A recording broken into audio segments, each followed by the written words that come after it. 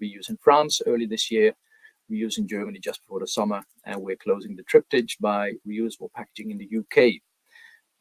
One of those 3 countries that is pioneering a number of aspects of reuse. Look forward to introducing a number of experts to you, which leads me to the actual agenda. Well, we're almost through the introduction, and then Catherine Conway of Unpackaged Innovation Ltd will take over, taking us through the situation on reusable packaging in the UK. She's a very apt person and an expert that can take us through that. We'll have some time at the end of each presentation for a few questions. Some of them we might transfer to the panel discussion at the very end. The second speaker will be from Asda, Paul Garner, who will share his experiences from a retailer's perspective. Third speaker for today would be Ben Patten of Dizzie. I almost called it a startup, but I'm pretty sure we would call that a scale-up by now, and certainly a front runner in using and applying reusable packaging in retailers. Massive amount of insights to be gained there. And the fourth speaker, but in this case in the panel, would be Oliver O'Mara from Waitrose, who will share his valuable experiences in the panel discussion. So having said that, I would like to ask Jorik to help us in the audience with a quick kickstart, just to understand. So, we've told who you'll be speaking to. My name is Marcel, by the way. I'm a packaging technologist working at KIDV, focusing on reuse. The speakers will introduce themselves, but now I would quickly like to ask you whether you can introduce yourself. And we can do that in the chat. Thank you, Alex. But we have a very brief poll just to understand who is the audience. I just for a second saw the poll question, starting out with the question, what kind of organization do you guys work for? Please let us know. We're very curious.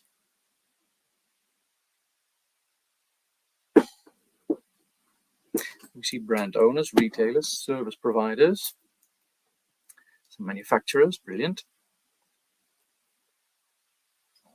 Research Institute. Plenty of other people. That's an interesting one.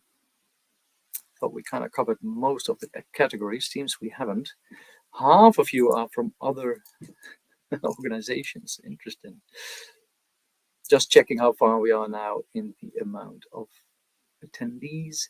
Don't think we're at 141. Nonetheless, we have a fairly good insight now. We're about 60 people, half of which almost are from any other organization that we have not mentioned here. We have a bit of NGOs, some research institutes, quite a few manufacturers, service providers, a few retailers. Thank you so much, guys. Quick other question then. In the organization that you do work for, what is your role? Are you a purchaser or a packaging developer, a marketeer perhaps? Do you work in finance, or you're actually an entrepreneur by yourself?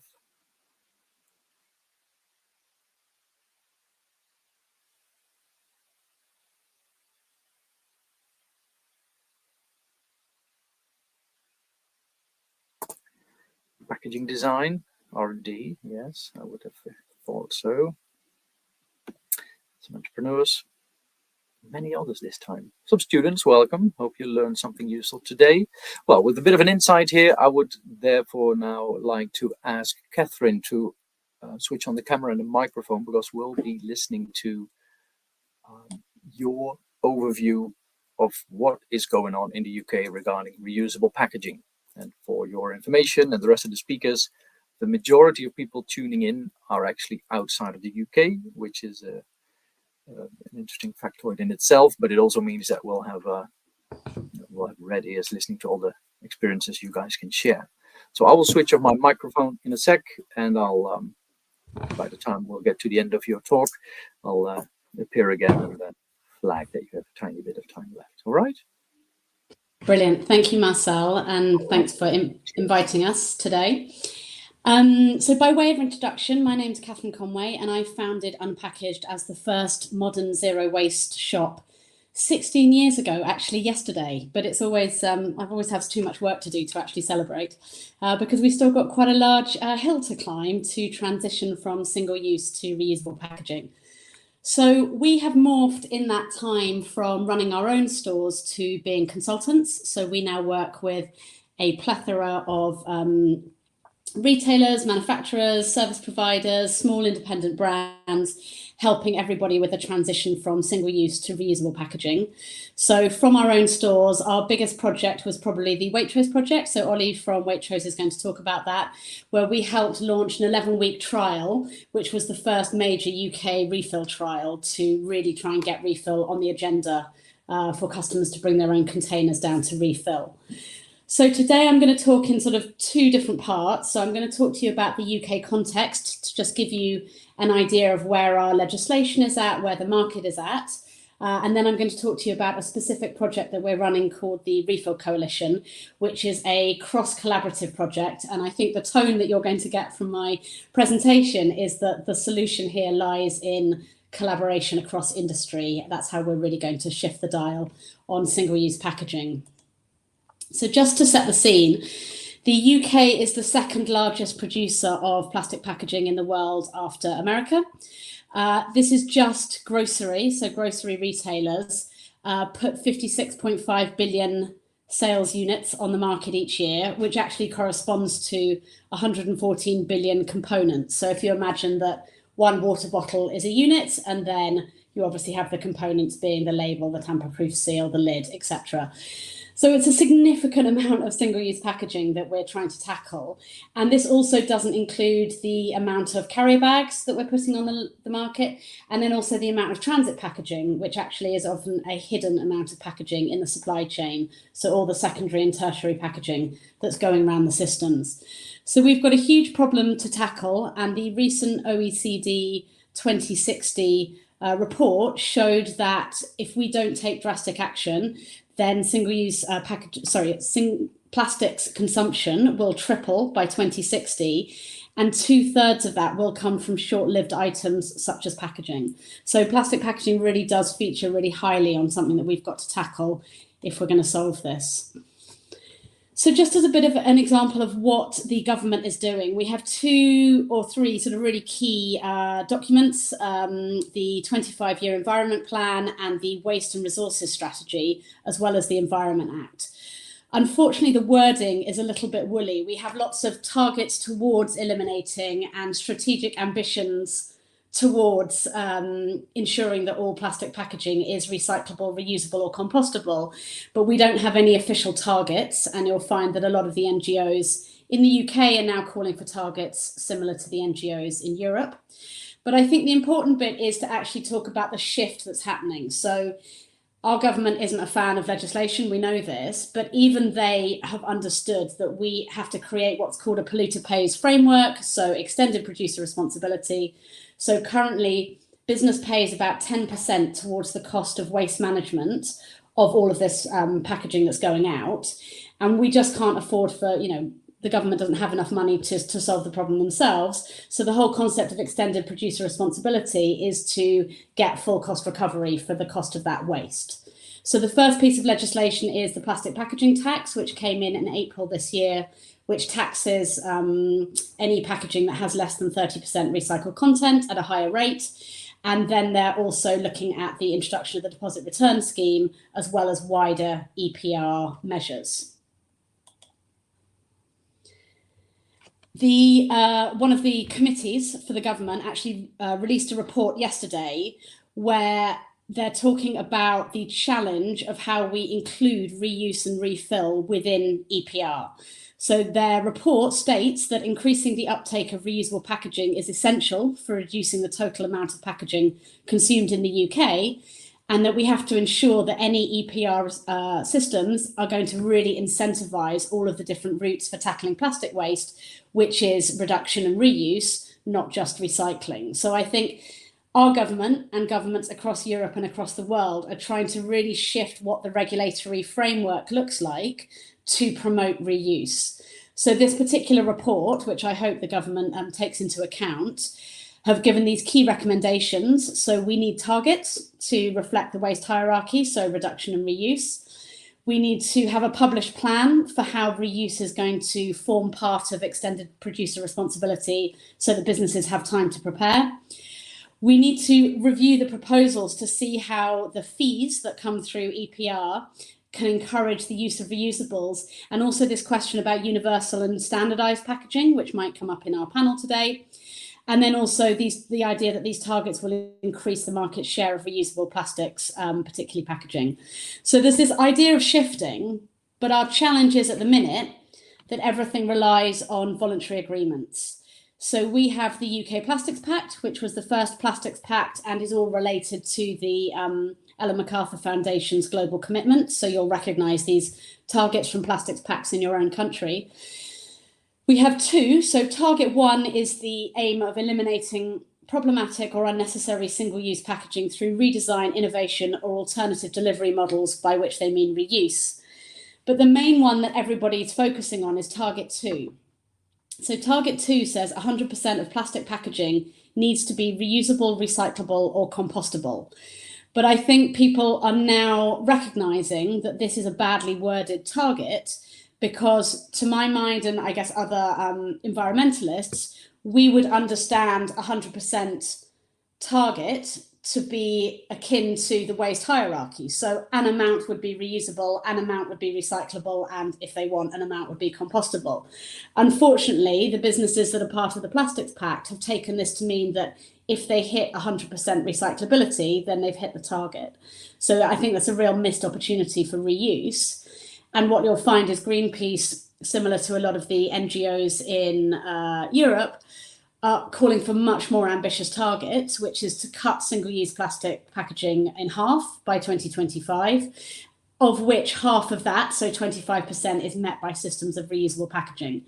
So we've got huge calls from NGOs, voluntary agreements that are best ineffectual, at worst are a way for business to avoid any regulation, and then some not very well worded regulation. So that's really kind of where the government is at.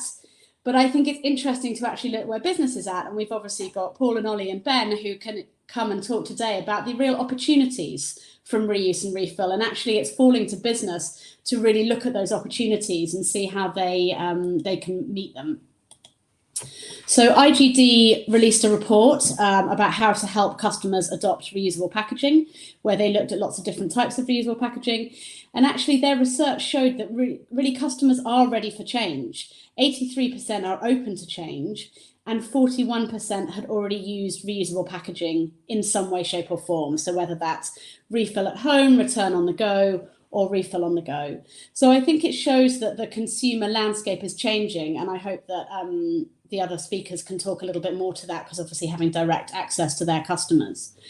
So I pulled up just a few images, and apologies that the Waitrose project isn't in here, but it was so long ago that we did it. So these are just images from the last 2 years of the major reuse and refill trials. So Paul's going to talk about Asda, which was a really interesting project because it was very brand led, and traditionally refill propositions have not been brand led.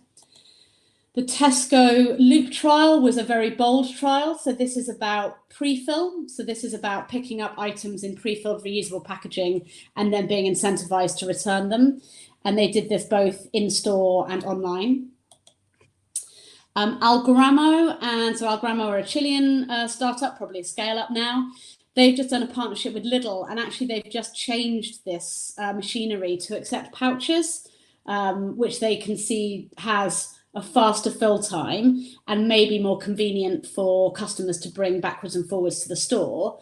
However, I think there's a behaviour change question in there about how much consumers actually think that a pouch is refillable. I don't know whether they consider it to be as refillable as a rigid bottle. So it'll be interesting to see how many reuses they actually get out of each of those pouches.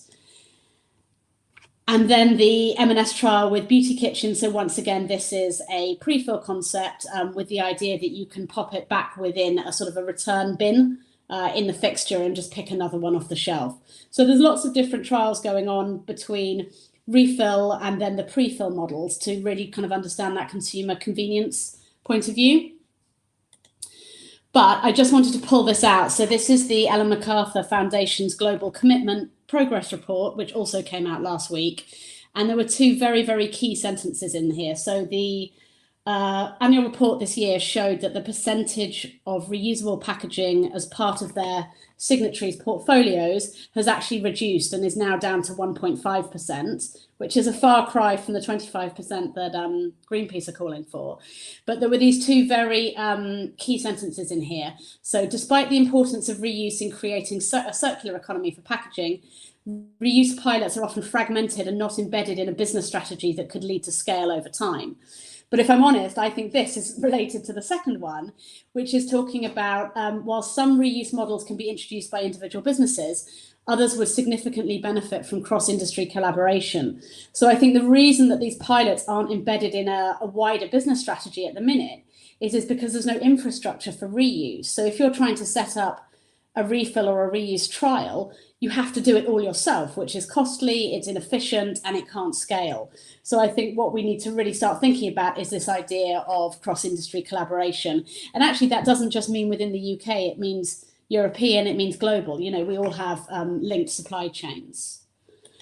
So to that end, I just wanted to talk you through what we are doing with the Refill Coalition.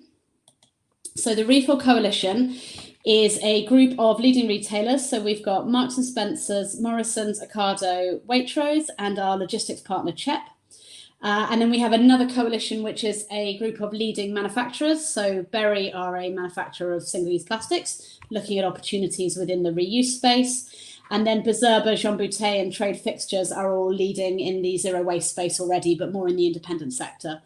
And we are being funded by Innovate UK, which is an arm of the government which funds innovation within private businesses. So we've taken a very specific problem that we're trying to solve, which is that any retailer that is trying to do refill in store at the minute is having to manually wash and clean these dispensers. Now, when we look at the webinar that KIDV did for France, you'll find that some of the French retailers send these off to a service company to do it for them. But I can tell you the service company is also washing them manually. So they may not be doing it in-house, but they're paying for that cost as a service. So the problem with this is it adds, and Ollie will talk to this, it adds a huge amount of operational burden and cost back of house. It also means, because of our open food handling regulations, that you've got to set up effectively a mini hygienic wash station, which is very expensive. The customer experience isn't what we want it to be, because often these areas are sort of siloed in a zero waste area in a store. And actually what we want is for people to be able to find the coffee refill next to the single-use pack refill. The single-use packs in the same aisle. And also it's not zero waste, because everybody's having to, you know, bring in 25 kilo sacks of product and manually put it into these dispensers. So what we did was both very simple and extremely difficult to get off the ground. Is we redesigned the hopper so that we have what we call our supply chain vessel. So all of the complicated bits that could break have been designed out, and this is going to function like a beer keg. So a beer keg is standardized, it's unbranded, anyone can use it, they just go around the system, and then within the bar is a nice branded beer tap. So this, we've done what they do with beer kegs and separated the two out. So I'll just quickly talk you through how the process works. So CHEP will send our clean vessels to a supplier. So for example, a cornflake manufacturer. So the interesting bit is the standardization of the aperture. That's the key for the efficiencies. So eventually, after our trial, we will have automated filling lines filling into these vessels. The vessels are coming out on the traditional pallet to roll cage distribution that we have in the UK. In store, our colleague is going to attach the nice branded front onto it. The customer can come and shop from it, and then they're just going to come back out. So this is where some of the serious cost savings come, because they just get sent back out, reconditioned, and sent back to CHEP, who are going to send them back to the supplier for filling. Now, if we can standardize the apertures for these, then when we're talking about what it's going to be to update machinery in either filling lines or washing lines, then we can start reducing the cost of that impact onto the service providers. I just wanted to show you, so we have Ocado in the coalition, who are obviously an online retailer. So they have a different approach to this. So this is a pre-fill approach, in the sense that the vessel is the same shape, but it's actually a smaller version. So whereas our vessel is about 15 litres, this is about 3 litres. And this will come pre-filled with, you know, high use items, so cereals, pastas, things like that. And the idea is the customer can either have them in their kitchen and use them straight away, or they can keep them in their garage and fill up their jars from them, but then they're sending them back. But although it's slightly different to the in-store refill model, the real reason that Ocado wanted to be in the coalition is so that they can create something that's standardized. They don't want to create their own pre-fill system that's going to sit apart. They want to create something that's going to work across the industry. So just to wrap up, so we've done a lot of modeling with this, and we're actually showing end-to-end supply chain cost savings against both single-use packaging and the current manual refill model. We're showing some serious safe space efficiencies to be gained. Obviously, if you think about the amount of air that get transported and you start replacing it with vessels that have been optimized for both pallets and roll cages. And then, sorry, you'll have to apologize, this is a slightly old version, but we've also done life cycle analysis that's showing the indications are that we will see benefits across all of the impact categories, even including all of the washing and everything, compared to single-use packaging. So at the minute, the modelling that we have done so far is showing that this is the solution to the refill in-store model, and the funding that we've received from the government, which is a part funding. We have to say that the retailers are actually funding this themselves because they want to find a solution. And that's going to pay for us to get off to a trial in Q1 or Q2 of next year. So the idea is to get it set up, to get the system working, and then really start trying to do the modelling to understand the benefits. So the final thing I just wanted to show you is we have taken a different approach to this system than some of the other solutions. So there are absolutely brilliant solutions such as Algramo, Miwa, all of these solutions that are coming out. I would call them a sort of a whole system solution. So they own the hardware, the software, the logistics. It's all about creating an entire solution for retailers. Whilst I think there's loads of value in that, I think the challenge is that if we try and scale that up to what we need, either one of these systems has to win all of the retail and the FMCG market, or we're going to end up with all of the Unilever products in one system and all of the P&G products in another system. And that's going to once again fragment it, which makes it really difficult for the retailer back of house, makes it really difficult for the consumer because they've got to do something slightly different on each system. And it can't scale in terms of the volumes that we need to get to compete with the price of single-use plastic packaging. So what we've done is, following the exclusivity period of our trial, which obviously rewards our partners for all of the effort they're putting in, this will become an open standard. So the interoperability between all of the parts of the system will be published, with the idea that if you are a weighing or a labelling or a POS company and you want to develop a module that's better than the existing module, then everybody can come, everybody still gets to compete, they still get to own their IP, they still get to be competitive, but it all goes to within the same system, the same standardization, which means that it keeps improving the same system rather than fragmenting into different systems. So it's a slightly different approach to how some of the other companies are tackling it.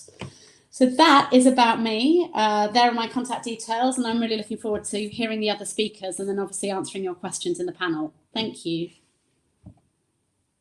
Thank you so much, Catherine. That's very, very complete, I would say, and a very good overview of the actual steps that come into play with these refill models. I mean, I'm opening the floor to questions from the audience. We have a minute or two. Some of them we might postpone to the panel discussion, but we have seen in the Netherlands, at least earlier this year, our largest retailer introducing an actual refill model, which was a biggie for the Netherlands. We didn't have anything like that before, but obviously you guys have been looking at this for a long time, and what you're doing with the coalition is brilliant in terms of just plotting out what is actually happening and where the hurdles are. So thank you so much for that. And I do see a question from Andrew asking, how does the vessel branding work? Hang on, there we go. So the vessel doesn't need to be branded because the consumer doesn't see it. So there will be an amount of human readable information on there because the people who work within the supply chain or the colleagues in store that need to put the right product in the right place on the fixture will know what it is. There will be an amount of digital information on there, which will transfer things like traceability and that kind of information. But it doesn't need to be fancily branded, and in fact is chosen to not be like that so that we can have something that lives in the supply chain rather than being customer facing.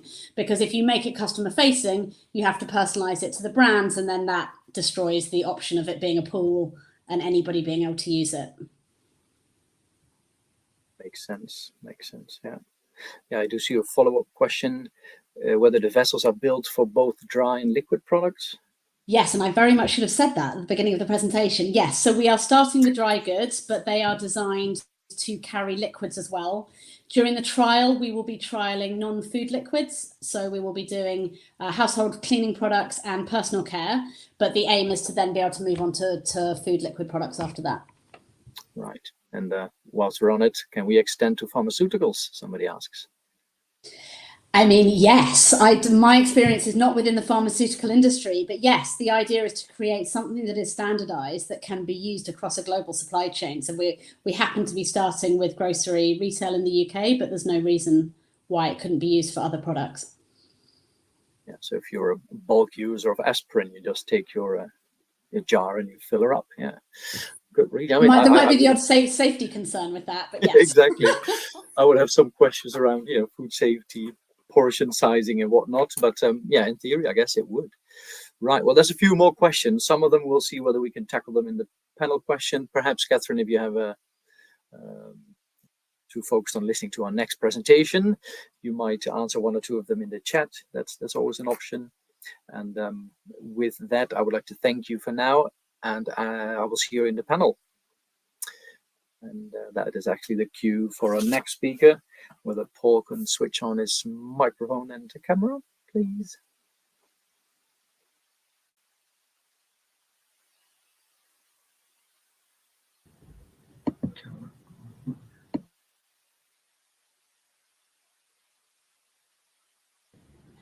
We had sound. Yes. Hello, Paul. Good to see you.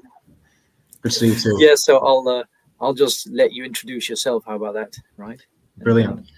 Good afternoon, everybody. And hi, I'm Paul from Asda, and I'm pleased to share with you some findings from our refill program this afternoon. Let me just figure out how to move the slides. So before we go into the detail of what we've done, I think the first thing that's important is to start with the customer. So this is a summary of some information from Kantar. So it's their Who Cares, Who Does study, which is showing UK data on the slide. But Kantar do this, I think, for most of the markets. What they do is they segment the customers into eco-actives, eco-considerers, and eco-dismissers. So eco-actives being the customers who are concerned about the environment and are taking actions. Eco-considerers who are concerned about the environment, but for whatever reason, they're not taking actions, be that ranging, be that price. And lastly, the eco-dismissers who are not taking action, or are taking actions like recycling because they think it's the right thing to do and not connected to their views on the environment. But what you'll see on the orange tab is the growth in the UK of the eco-actives. So it's grown from about 21% of the population through to just short of 29% at the end of 21. We do expect that to decline slightly because of obviously what's going on in the world at the moment with food inflation, but it will still be a significant proportion of the market and obviously important to us as a retailer.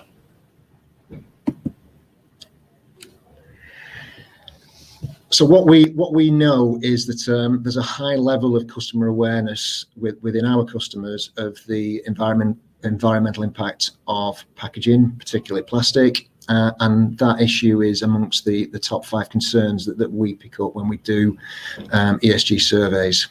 As Catherine has said, there are multiple UK government interventions, including the plastic packaging tax, which has already started, the extended producer responsibility, which we start data collecting in 23. There's a interim year between EPR and the current system in 24, and that kicks off in full in 25, and also the deposit return scheme, which is being launched in Scotland next year. So we launched our first sustainability trial store in Leeds, close to our head office, in 2020.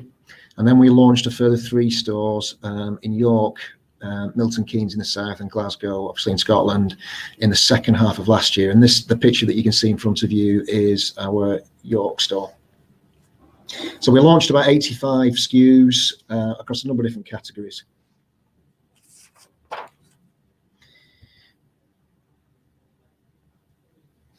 The way that this works for customers is they can bring their own containers, whether that's a Tupperware, whether that's a soup pot they've cleaned, whether that's an old takeaway container. And obviously there's a range of products such as rice pasta, cereal, and it's all from gravity-fed hoppers. And the hoppers dispense as much or as little as the customer wants. And they weigh the tub empty, they fill it up, and then they weigh the tub full. So we tested a number of different versions of this in terms of the products and placement in store area. We also tested it as a zone and tested it in aisle as well. Obviously, the benefit of a zone is that you only need 1 or 2 sets of scales. If you go in aisle, you need a set of scales for every fixture. In terms of the store responsibility, again, Catherine explained how this is done. There are a number of daily tasks: replenishment, cleaning, dealing with the waste, ordering fresh stock, and we trial that through a store colleague model and also through a third party. We also looked at wet refill, and we worked with Unilever with some of their brands, and we trialed it from a refill machine where a customer had an empty container, they filled it, and then we also trialed it with a pre-fill container that the customer took away, used, and then returned. So in terms of what we found that the concept appealed most to pre-families and post-families. It was also largely shopped as part of the main shop, and we found that the people who most were attracted by it were actually Asda loyalists. The zone for us performed better than in aisle, and bear in mind, of course, that the stores that we put this in were actually quite big stores. And in terms of the wet, the pre-fill was preferred over the refill. Importantly, what we found from customers, and particularly the family customers as well, who we didn't get as much engagement with as we were hoping, was that price comparison per 100 grams is really important. And there was a bit of confusion there for customers, particularly when you have multiple pack formats of the same product. So you can, if you have a 500 gram pack, a 750 gram pack, and a kilo pack, then if you price a refill per 100 grams, there was a sense that customers didn't really understand exactly how the pricing worked. Ease of shop was another obstacle. We found that once customers had used it once or twice, that passed, but certainly for new customers, that was something that potentially could put them off.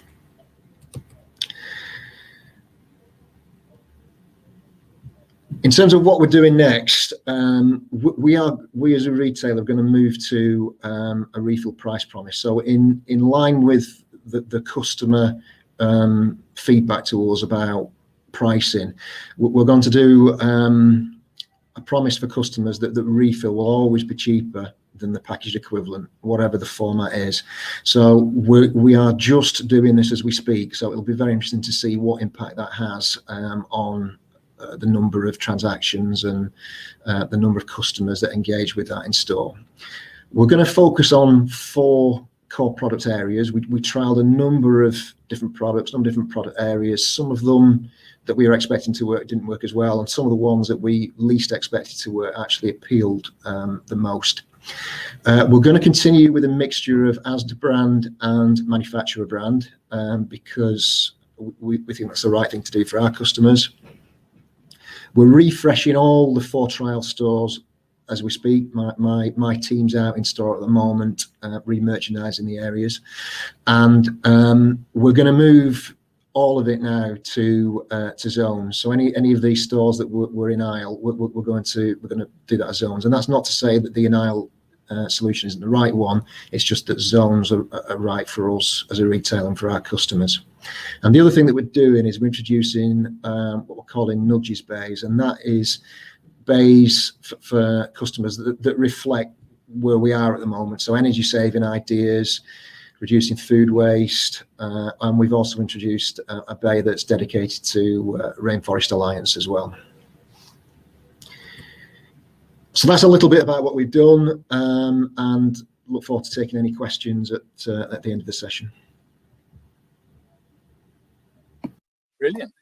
It's such a wealth of knowledge and experiences that we almost overlook some of the things that you've said. At least I personally, I mean, one of the questions in the chat I think also touches upon this. I mean, you said there are 4 core category areas that we're now looking into, because some of them did not perform as well as we thought, and others that we expected not to perform are doing actually quite well.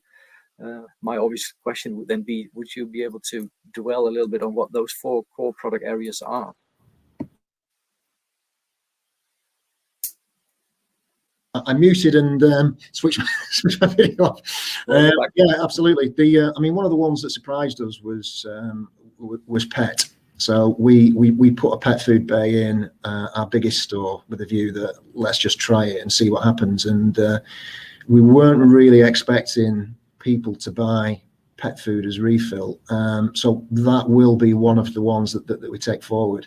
Some of the ones that we were expecting to perform really well, like home baking, didn't.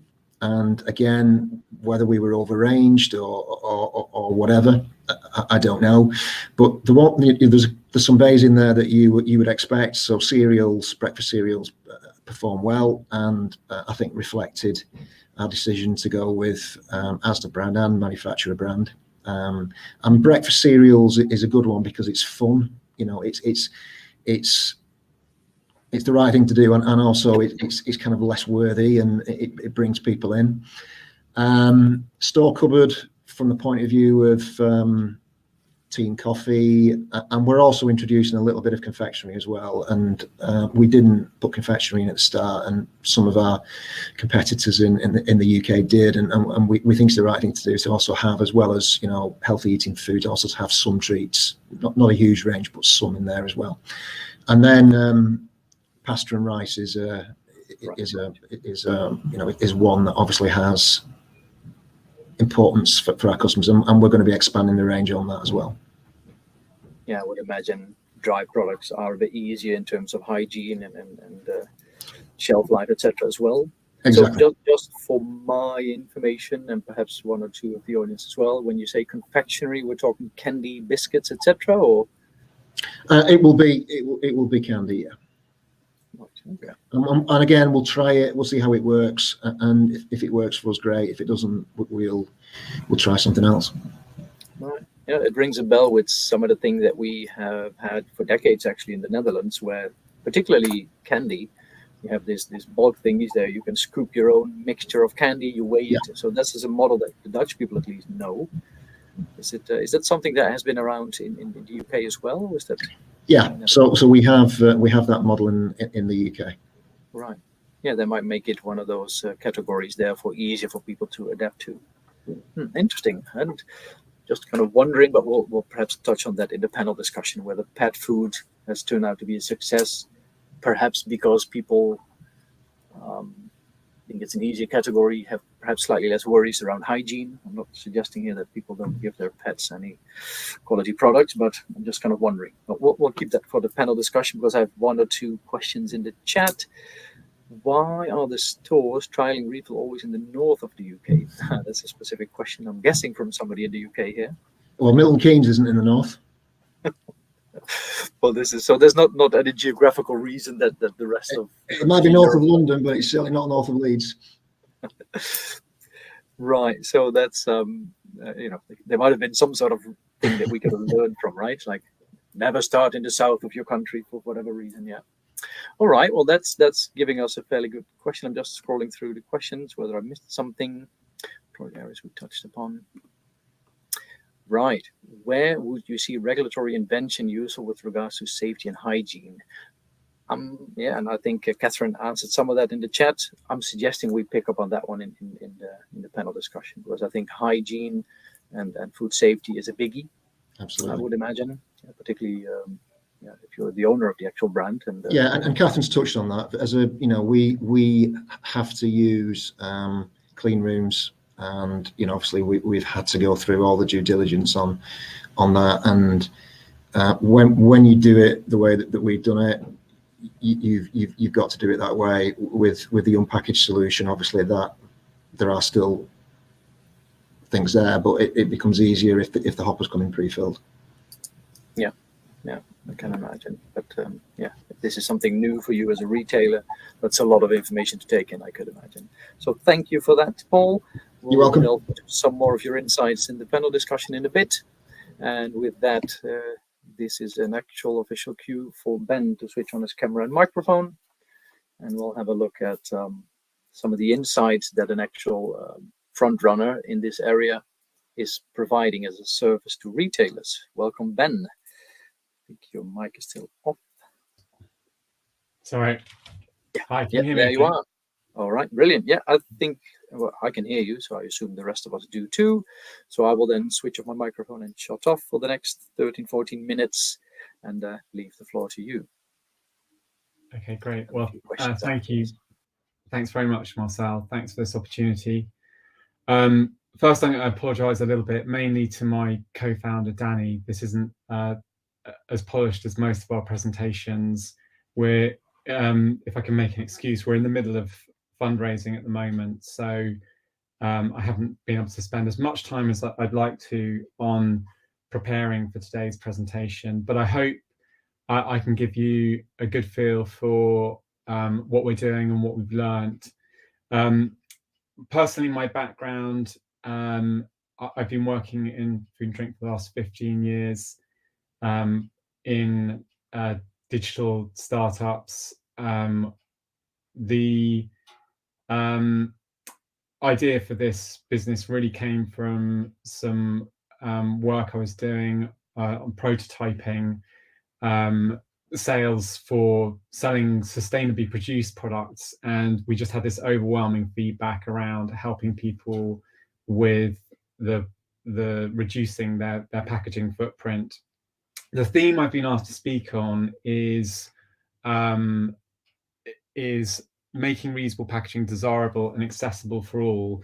I think I'm going to speak a little more holistically than that. I will focus on what it is that consumers are asking for, but clearly any solution needs to be designed also in the context of the operational infrastructure you're building and the sustainability objectives. Ultimately, we're looking for convenience, affordability, and sustainability. So the other thing, I guess, is to give some context to us as a business. We started as a D2C business, selling our products direct to consumers through our own online store.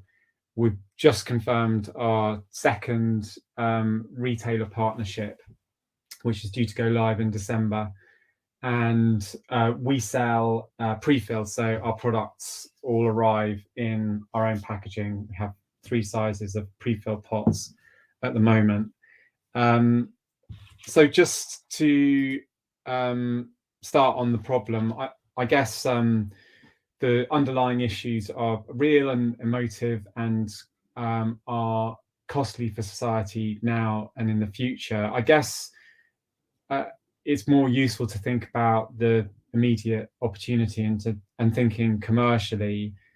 To our mind, the UK has some advantages, particularly sort of around the economics for D2C, in that as a more densely populated countries, often shipping costs are lower, there's smaller distances to travel, and that I think is an important consideration, thinking around the logistics for refill and reuse in different regions. I think, as Catherine alluded to, the report from the Institute of Grocery Distribution, there is a lot of demand in the UK for reusable packaging and refill, and we certainly see a lot of demand and a lot of interest and a lot of love for the idea.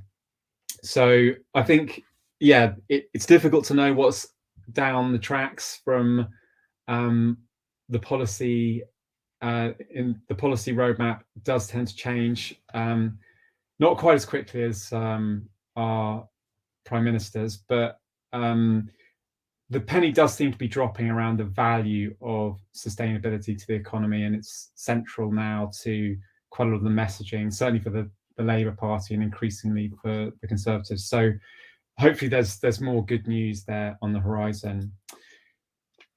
When just to give you a bit of a feel for what we do as well, we are vertically integrated. We think really it's the only way, in some respects it's the only way to do it, because people don't provide all of the services for reuse. So we provide the packaging ourselves. We also have a facility in Nuneaton where we clean the packaging.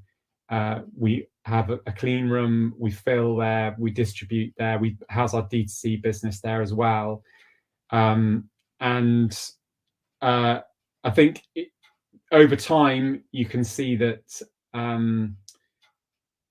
the kind of the reuse cycle will atomize a bit, but at the moment it's important to put it all together to make the economics work, and I'll come back to that theme in a bit.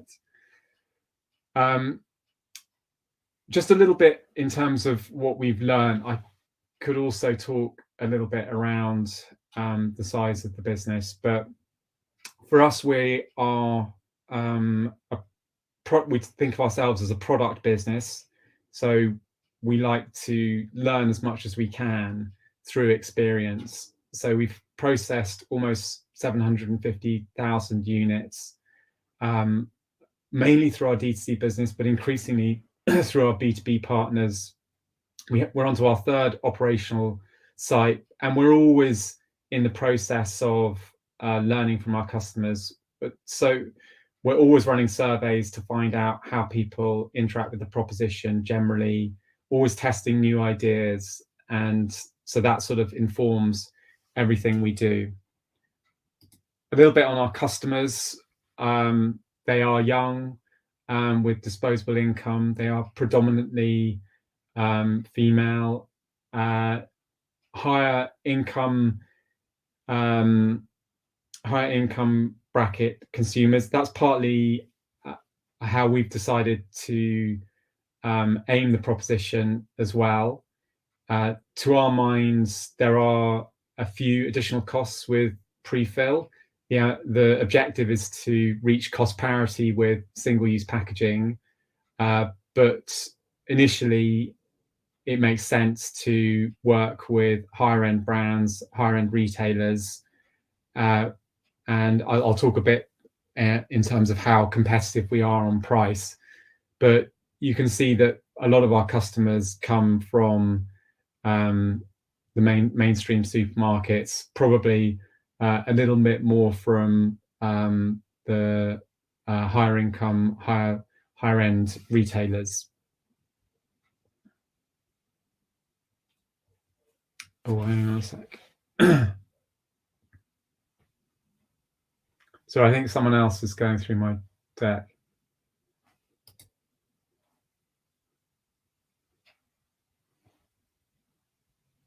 Okay, yeah. So our the customer experience, it's all about pre-fill. We did look quite a lot at refill, and obviously there is a place for that, but pre-fill is what we're all about. We've from all the research and experience we've had, there are some particular insights that kept coming back. So we started the business with an off-the-shelf packaging solution, these white tubs, which others have used, and there was the main feedback we got was around how much space the packaging took up, and consumers were asking us how we could reduce the amount of space the packaging took up when it was still in use and when it was empty. When people start to buy into the concept on a large scale, it also became difficult for people to differentiate between products. And there was also some concern around the look and feel of the packaging. We also, I guess, went in with some quite big assumptions. One was that customers would want to decant the product, but I think we've quite quickly decided that decanting is not the long-term solution. That's kind of part of a lifestyle look to put the product in your beautiful Kilner jars, and that's no longer part of the aspirations for the business. So how do we tackle some of these things? So with our new packaging, you can see that because it's nests like this, it takes up a lot less room. That's important both in the home and also in the supply chain. So we can fit 4,000 of these containers when they're empty on a pallet, whereas when they're full, we can only fit about 700 on. And the importance of reducing those costs, the storage and transport costs, are incredibly important for reuse, obviously, because you're recovering the packaging. We're also thinking about how the packaging sits nicely within people's cupboards, and the tessellated design, like sort of bento boxes, helps it stack securely and take up less space. We then looked at color coding for different categories, so it's easy to pick out, to find the type of product you're looking for, and we use illustrations of the products to help people quickly identify what product they're looking for. I'm not going to go into real detail on the decisions around the packaging material we're using, but the one new material we are using at the moment, the design we can use different materials, but we are using a biocomposite at the moment that's made from 40% wood fibers. So it has a very different look and feel, and the aesthetics are definitely an important part of the process. I think there was an initial concern around improved aesthetics might make it harder to get packaging back, but I'll come back to that. And yeah, as I said, we are not thinking about decanting. So this isn't about getting your packaging and putting it in a lovely jar. You can do that if you want to. It's about getting packaging to you which you can easily return. So a bit more on reducing the packaging footprint. So we have fossil-free materials. It's very durable as well. At the end of life, we can also recover the packaging, grind it down in stock to make new pots. It's very easy to clean as well. And an important point as well is the RFID tracking that we have. So that tracking, that data is really important for lots of practical operational reasons. So as an example, when our D2C orders come back into the warehouse, they pass through an RFID arch, and orders are then automatically reconciled with each individual customer. So that saves us about 80% in terms of the cost of processing those returns. But we also use that data to help us quantify the impact people have individually, but also to encourage them to return packaging quickly. And what we're increasingly starting to do is gamify the return rates so that people are incentivized and encouraged to return the packaging. Return rates are obviously really important. We achieve over 90% on our return rates for our D2C business. In a way, because the D2C business is so focused on reuse, that's maybe a number that others will struggle to reach straight away.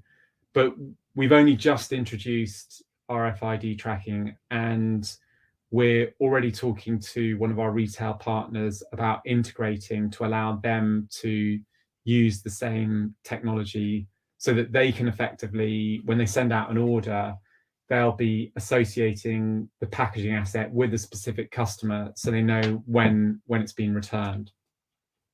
We don't take a specific view on what the best way is to incentivize a customer to return their packaging. There's obviously thoughts around deposits and incentives, library fines, different ways of doing it. I think it will be different for different retailers, and with the retail partners that we're talking to, they're imagining different ways of incentivizing their customers to return the packaging. So just to think a little bit around the operations, so the packaging is designed to fit into the cleaning machines and the filling machines. We're working towards a fully automated, integrated site where everything goes through the reuse cycle seamlessly, and the RFID tracking really helps with that. And this is, and in our work with retailers, what we do is deliver to them as we would any other product and collect from them. We then bring the products back to our reuse facility and take them through the clean and fill process. Ultimately, we're looking to achieve price parity. This is just a price comparison on one product. So we are a little bit more expensive. This is a particularly competitive product. So we do feel that price parity is a realistic ambition in the medium to long term.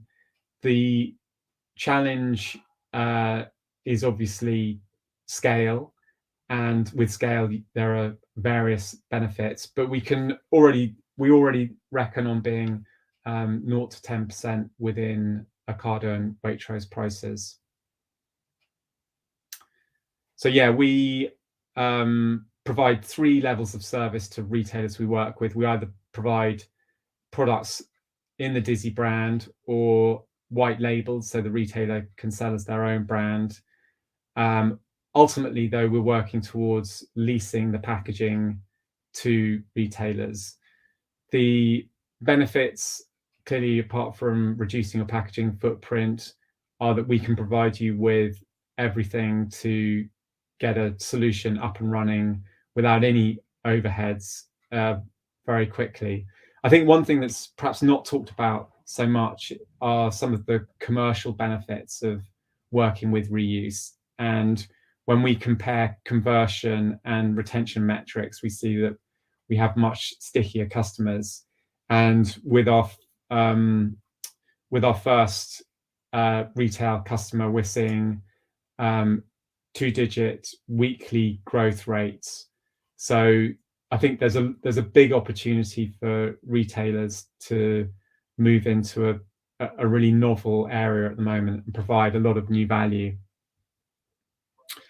So yeah, just to finalize, just so that people understand the whole of our infrastructure, we provide the product, we provide the packaging, we provide the ability to recover the packaging from customers.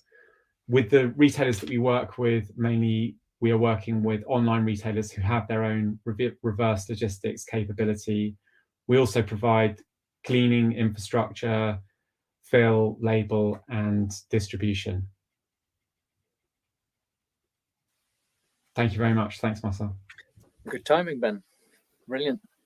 Thank you. So that's actually a nice slide to end off your story, I would almost say, and what you offer, and what I feel not many parties in well, not only in the UK or the Netherlands, but all of Europe, if not the world, would offer this full turnkey solution almost to start implementing reusables in your store, which is we've seen startups working with refill, which is then more of an e-commerce model. So you order it online or through an app, and you get, I don't know, in a glass jar or such. We have some of those here in the Netherlands. I've got one here. You mentioned a kiln jar. This is right, and it kind of works, but very difficult to scale up, I would say. And I think one of the things you've touched upon is to reach price parity. So having the same price as single-use packages, scale is everything, I would say. And so by the look of it, I think your model would certainly allow that, and has lots of potential. I would suggest, with the 1 or 2 questions that we do see popping up in the chat, that we actually pick one of them. which is actually around recycling, which is perhaps not entirely the topic we're looking into. That might be linked to the material that your new packaging is all about. Whilst very interesting, and as an expert on sustainable packaging, I certainly would love to discuss things like that. I do suggest we look and keep looking at the reusables and those elements of these models. So with that, I would like to ask you, Ben, to keep your camera and microphone open and invite the other panelists. So the other speakers, plus introducing at this moment one additional panelist, which would be Oliver O'Mara from Waitrose. Just waiting for everybody to come up. Yeah, here we go. That's Catherine, that's Paul. And I think we indeed see Oliver. Good to have you here, Oliver. Very much looking forward to your insights. Perhaps you could take, I don't know, half a minute to introduce yourself briefly to our audience. Yeah, hi everyone. My name's Oliver. As Marcel has said, I've worked at Waitrose for nearly 20 years now. Prior to that, Paul worked at Asda. I had 9 years at Asda. So I've been a retailer for most of my working career. I've been across the functions, buying, project management, operations, and currently I'm working in customer experience, looking after how we translate propositions like this into customer experiences in our stores. And part of the coalition with Catherine and Paul and the other coalition members as well. So afternoon, everyone, or evening, depending on where you are. Indeed. Brilliant. Good to have you. Well, thanks, guys. We're having a very dense amount of learnings crammed into this hour and a half. And we'll take a slightly looser style now in a bit of a discussion, I would say. I took the liberty of formulating one question up front, making this particularly also useful for those of us that never considered the type of models on refill and reuse that we've been looking at in their particular countries or retail stores. The question would be, for each of you in under a minute, if possible, what would be your main learning if you look at the reuse and refill solutions and the experience that you have for other countries that are not there yet? There's plenty of learnings, I think, in the UK, and that the Refill Coalition is sharing, but outside the UK, plenty of countries have no idea. They haven't even started looking into what you guys are doing. So, I mean, I can kick us off if that helps, Marcel. I think you can't look at any given solution in isolation. You have to look systemically and holistically to the points I think that Ben was making. But importantly, also, you need to be able to understand what you're going to do. And I think, Paul, you alluded to this with your nudge bays in terms of the behavioural change that's required to get consumers to engage with what you're doing. Because ultimately, you're going to be asking them to invest something. For a long time in the UK, we have... since the first supermarkets in the early 60s, late 50s, we have been on a mantra, if you like, of efficiency throughout the supply chain to get to the stage where a consumer comes in, gets what they want, is satisfied as quickly as possible, and gets out as easily as possible. And that's not going to happen with some of these propositions, because you're asking consumers to invest time and energy. And I mean, this kind of leads on to legislation and government too, but that's the bit that you need to do, is to get the consumers to understand why they've got to shop like this and what's then in it for them, which is why the price is important, the clarity of what they're actually achieving by behaving like this. I think that is something that you need to consider with any solution that you look at across the 4 R's or however many R's you may have in whichever country you're in. Brilliant, thank you. Anybody either wanting to build on that or take their own answer for the question that I've just posed? Ben, I think you're unmuted, so there you go. Oh, well, I mean, I guess it's very different for every country. And I mean, there's, I mean, I think, you know, the UK has quite a lot to learn from Europe. And I think for a lot of societies, it's also about, you know, there is a cultural history around reuse and refill. So it's not, it's sort of, it is something that people understand. I guess I think it is interesting to think about new value you can provide with your packaging. I mean, obviously with pre-fill, we're very focused on convenience. So I don't think there's one solution. But as an example, I mean, there are some interesting things around value. I think I heard from one trial that there's a confectionery manufacturer and you could buy their product, but you could buy the sweets in one color, whereas normally they're all mixed in the packet. And so if you're a particular fan of the red ones, where you could buy them in refill, but you can't do it elsewhere.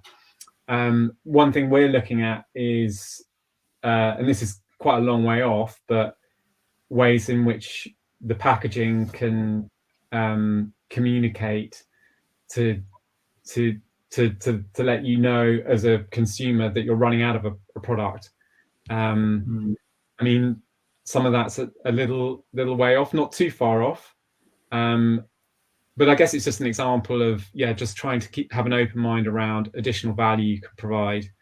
But yeah, for us, I think it's about being focused on the value we do provide, because for a lot of people, just the fact that you're reducing the amount of packaging is enough. I think in refill, as Paul was saying, I think being competitive on price is a really strong benefit. Giving people the ability to control the dosage, how much they buy, is also an interesting and strong benefit. So there are benefits here, and I think there is a job in selling the proposition. But we're very focused on convenience, and therefore we're very focused as well on the customer group we're aiming at, which is higher income groups initially, before we can sort of change the economics and roll it out to other groups. And I think it's a very valid point around, showing that added value. I mean, there will be a dark green consumer, as we tend to call it, that are intrinsically motivated to go for zero waste packaging models, etc.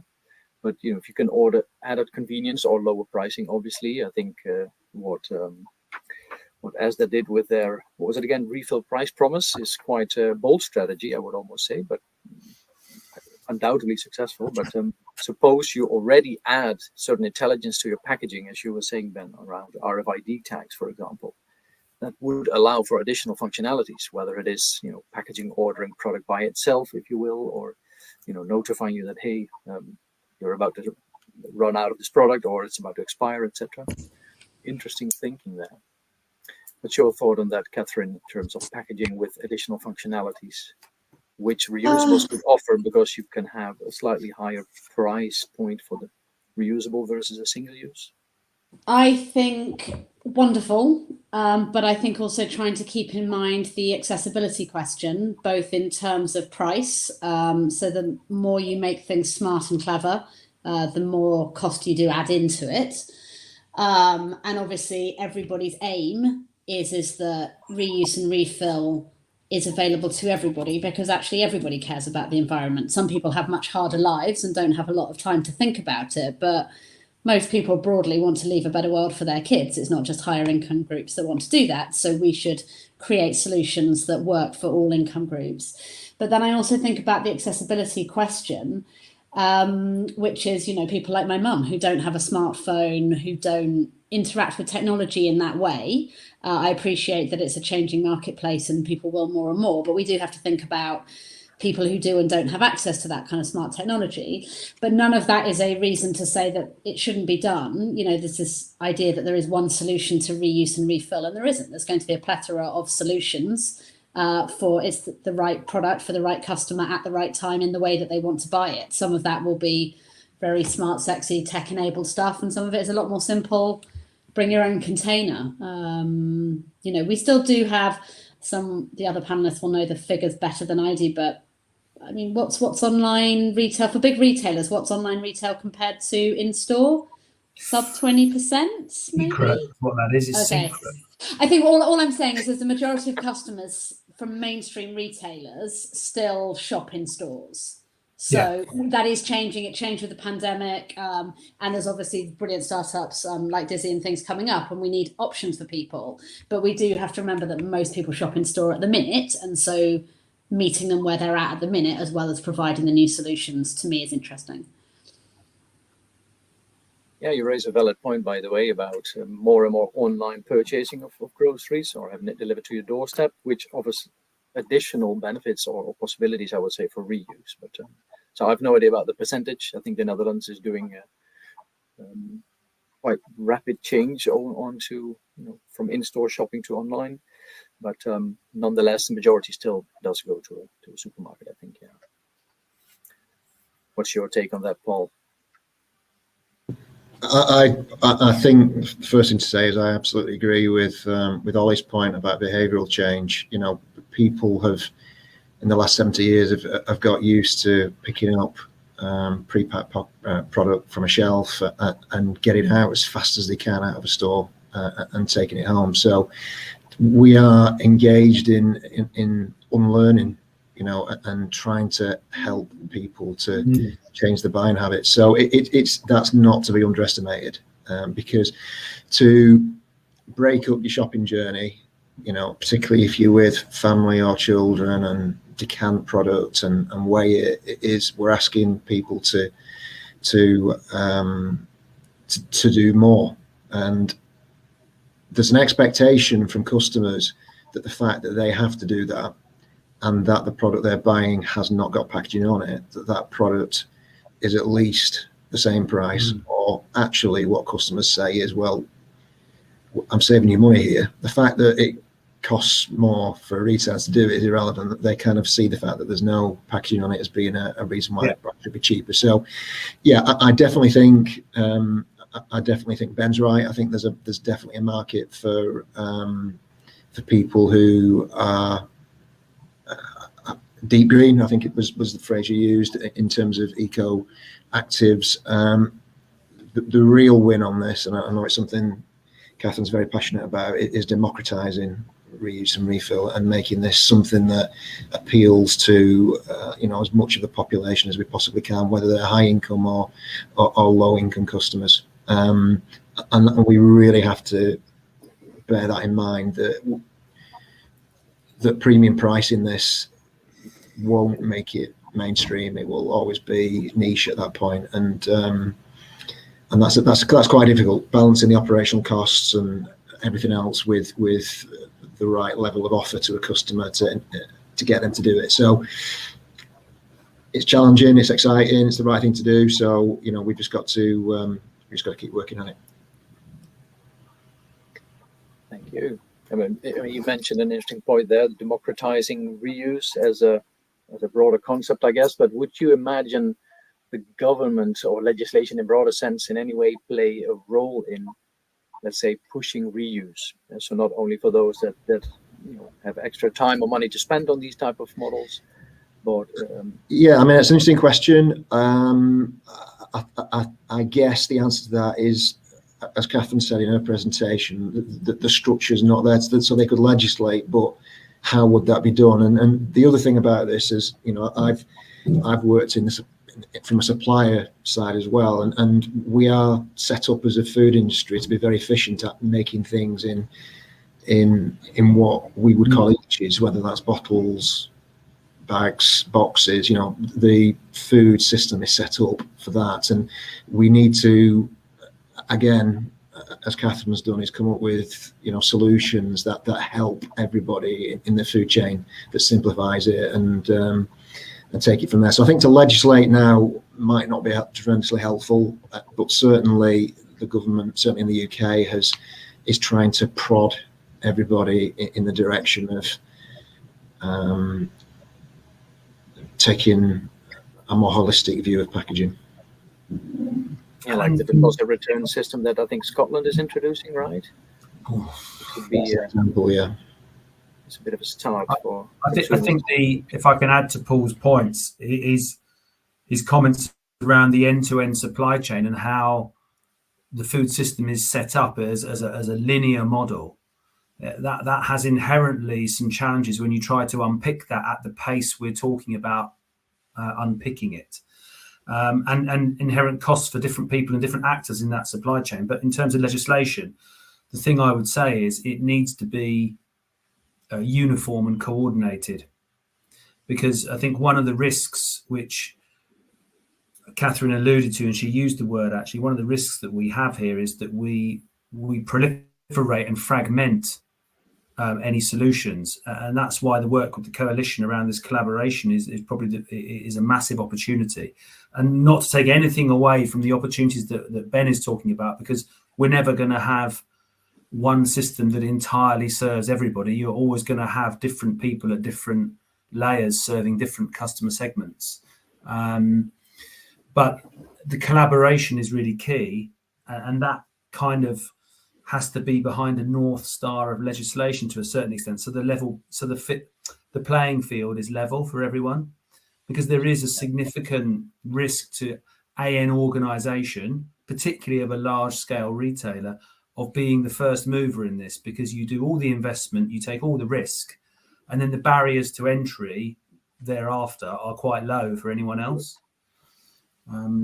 So it is challenging in that respect, and that's why the collaboration is key, and the North Star of having that common legislation, whether that's across England, Wales and Scotland. And we see with the Scottish DRS programme that even the DRS programme that's touted for the rest of the UK, it differs slightly from Scotland, and the one that's mooted for Wales, DDRS,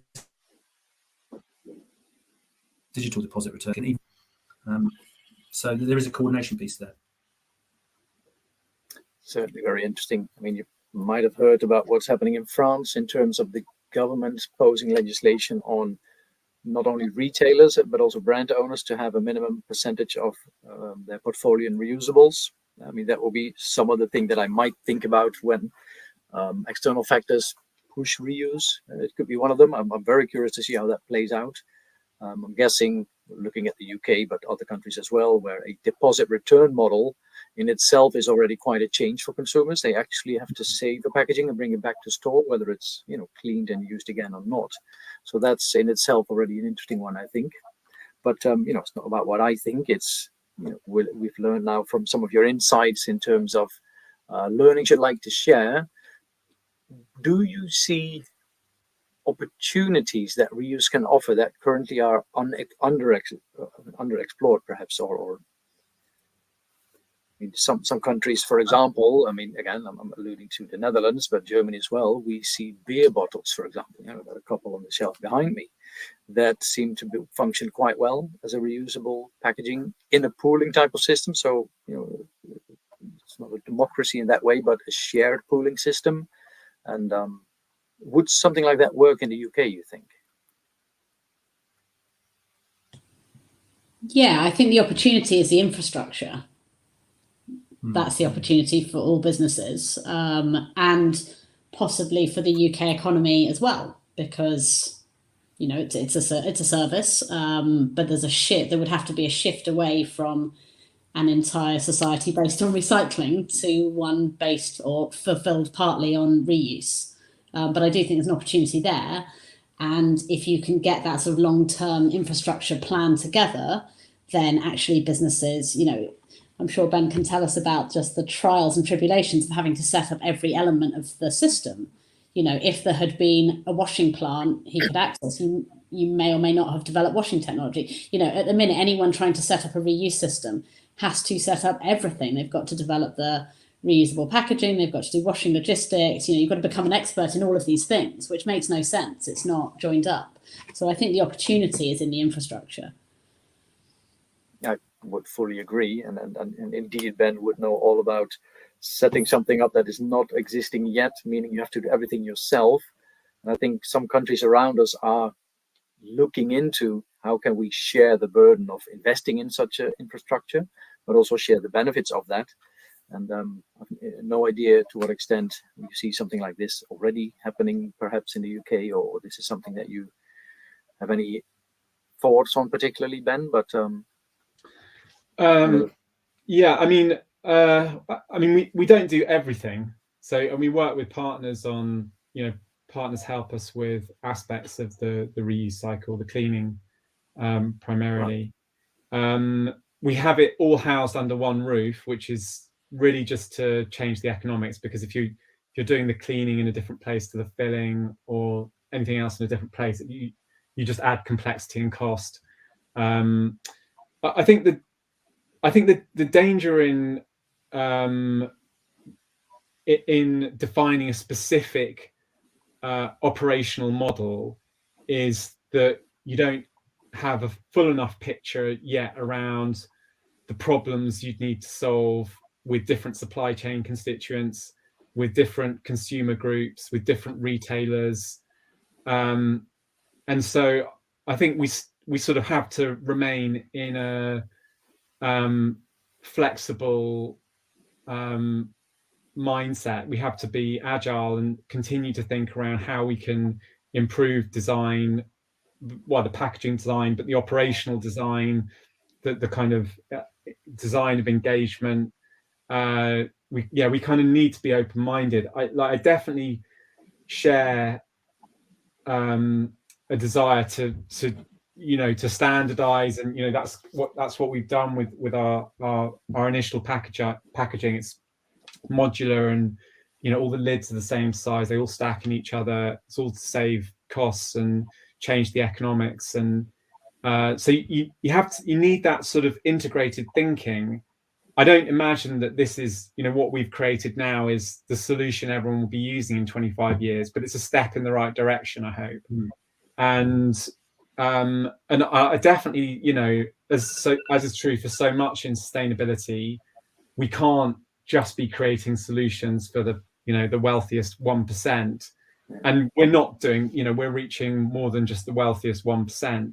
But we are I guess what we all have to agree, and maybe this is a little bit different for in-store refill, but for pre-fill, we're not going to change the economics until we have more scale.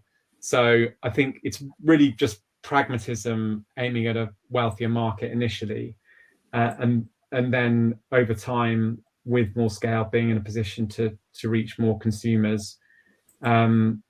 But yeah, success isn't going to come overnight. I think legislation, the thing that helps really is just to level the playing field, make sure that we have the same benefits. I don't think legislation that defines what the ecosystem looks like and how things should work will be of any benefit. But we'll see. Yeah, agree. I mean, that was my signal saying that we're entering the last few minutes. Just wanted to highlight where you said, external factors, particularly legislation, etc., could be a hindering force as well. Standardization, though, I might imagine, is something that could be not necessarily government-led, but from a national perspective, ideally even a European perspective, you would try to come up with certain standards that everybody can work with, instead of each and every company now designing their own packaging, and in 5 years' time we figure out we have 2,000 different sizes and dimensions, and we have a lot of costs in sorting that out, changing our washing equipment all the time, etc. Probably a bit of a sensitive one if you're just invested in your new packaging, and in 2 years' time it says like, well, the standard dimension would be for efficient washing if you would change your packaging to slightly smaller diameter. So yeah, my point here being, would you agree, or do you actually even see some beginning of a discussion around this point? I mean, Catherine, you showed your vessel, right? So that a standardized vessel, and it's very clear, I think, that you see the benefits there. But the primary packaging, so the one that the consumer takes home, I would imagine there's plenty of opportunity there, if not even just a necessity to standardize. Yeah, I think it's absolutely crucial. If you look at some of the challenges that Loop faced, is because all of their packaging is personalized. So Heinz packaging has to go back to Heinz. So it is, but the pushback is from brands, and none of us are brand owners here. And I think there are valid concerns because of the importance of branding, and some where I think brands are going to just have to move with the times, because you can't exist in the world that used to exist, because we're in a different paradigm now. So, but yeah, the standardization of consumer packs is going to be a very hard nut to crack because of the focus on brands. There's a huge amount that can be done in the supply chain. Everybody could be using reusable secondary and tertiary packaging that consumers would never see. So, you could chip away at that quite easily, but also, the consumer packs need to get some level of standardization. And I don't think there's enough discussion going on within industry on that, although I think it's starting now. I think it's the next big discussion. Agree. And I would actually think a standardized secondary packaging almost automatically leads to more standardization of primary packaging. I mean, we do have the color modular sizes, right? Your carton box or tray should sit on a pallet efficiently, etc. So there is some sort of thinking in that direction, but I would fully agree, and I'm happy to hear that you kind of think the same. And this is a bit of a segue to the final minutes, so I'll leave the floor to a last comment of each of our panelists, and then I would like to close off a short minute. I thought somebody wanted to say something particularly around I was just going to say something on standardization and brands, because clearly that is a difficult conversation to have. I think for us, our strategy is to work with retailers and retailer-owned brands, where they do tend to have a fairly high level of coverage. I mean, for a number of retail-owned brands, it's 50% of their range. So I think once you start to scale that standardization, it becomes more and more compelling for brands. And I guess also brands are used to quite a lot of standardization in many categories. I mean, maybe some brands are in categories where there's less standardization than others, and so culturally it's more for them to get their heads around. And also I think as products go online, the standardization, the kind of visual cues that brands that people know exactly what the product looks like, and that's what they're looking for in the store. That's obviously less important online. So I think there are ways to persuade brands to move to more standardization in packaging. Glad to hear it. And this is actually a subtle segue to the last slide. I quickly like to ask Jurek to pop up, highlighting a European effort on standardization particularly, but the furtherment, is that a word? So the push on reuse in general. This is a platform, a network that KIDV has set up with partners from Germany and France, and now spreading our wings throughout organizations and people interested in building reuse as a movement. It's called Planet Reuse. One of the topics we'll be exploring further beyond, building visibility for solution providers, connecting people together, lead the discussions on topics like hygiene that in the end we did not manage to tackle in this panel, but particularly one of the first ones we really want to set our teeth in would be standardization, to see that we can try and tie together these separate pockets of thoughts in different countries or sectors, and see that we can somehow start the discussion on European level to have standardization. Because a lot of brands, and Netherlands obviously being rather small, we see that quite a lot of brand owners, they not only sell in the Netherlands but in other countries as well. And if in each country has their own standard for reusable packaging in some time, it wouldn't make sense. So that's a bit of branding from my side for Planet Reuse. Please all have a look. And with that, I very, very much would like to thank our panelists and speakers for sharing their insights, their willingness to be open and share this. I really like this new tendency and positive attitude towards sharing information instead of keeping everything to yourself. I think it's really business 2.0, if you will, that we can't tackle this circularity and waste issue one by one. We need to work together here. So thank you so much, guys. And this will take me to the last slide, just briefly mentioning, if you are interested in learning more about the webinars that we did with the community of practice, if you want to watch this, it's recorded, it will be shared through our YouTube channel. Join Planet Reuse, the link is there. We share information and discussion through the community practice LinkedIn group. There's a brilliant LinkedIn group on refill and reuse. in the UK particularly. And yeah, please all have a look at that. And I thought I would have one thingy in here as well.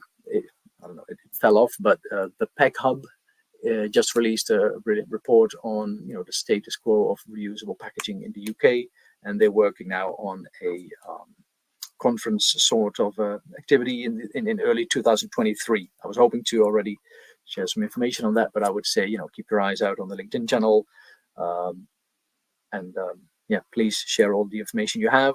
Feel free to drop comments. Feel free to get in contact, and if you have any questions for the speakers, I could act as a vessel. Hey, that's a nice metaphor.